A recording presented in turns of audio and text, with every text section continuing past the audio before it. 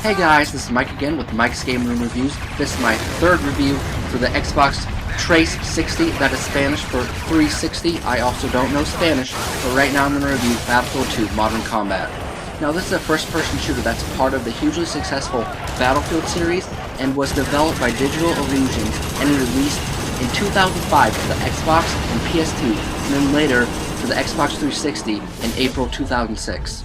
Battlefield 2 is quite possibly one of my favorite games of all time. It has a semi-open world, and since you can switch from soldier to soldier via what they call hot swap, it gives you major replay value. On top of that, you can use armored vehicles as well as helicopters to wreak major havoc on each level.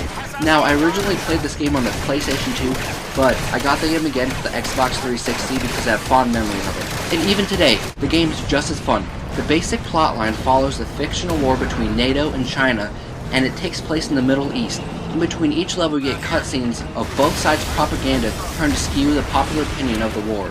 That being said, you play both sides in the game, so you see both NATO and China as the bad guy depending on what level you're playing in. When it comes to levels, you have your standard tank missions, sniper missions, and infantry missions. When you die, you just hot swap to the closest soldier next to you, and the only way you can lose a mission is by depleting all your soldiers on the map. On top of that, every soldier has their own class, such as infantry, special operations, and engineer.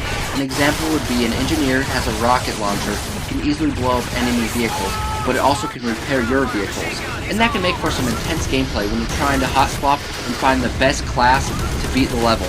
Honestly, I've enjoyed this Battlefield campaign than any other Battlefield campaign that has been released to this date. There's also a ranking system where depending on how well you do on each level, you can unlock new weapons and upgrade your old weapons. And in my opinion, that gives it major replay value. Unfortunately, most of the weapons feel the same and there isn't much of a difference when it comes to hit and kill ratio between each weapon. On the other hand, the controls are smooth and responsive, but there is a bit of a learning curve when learning the actual button layout, and the graphics are on par with the 2005-2006 games, and they're nothing really special. You're not playing it for the average graphics though, you're playing it because of the huge levels and how easy it is to blow things up. Keep in mind though, in 2010, Electronic Arts shut down the Battlefield 2 Modern Combat servers, so there's no real multiplayer, and that's a real shame. Overall, I really did like this game. In fact, like I said, it's one of my favorite games because of the large maps, the vehicles you can control, things to explode, and missions that give you a lot of freedom on how you want to complete them.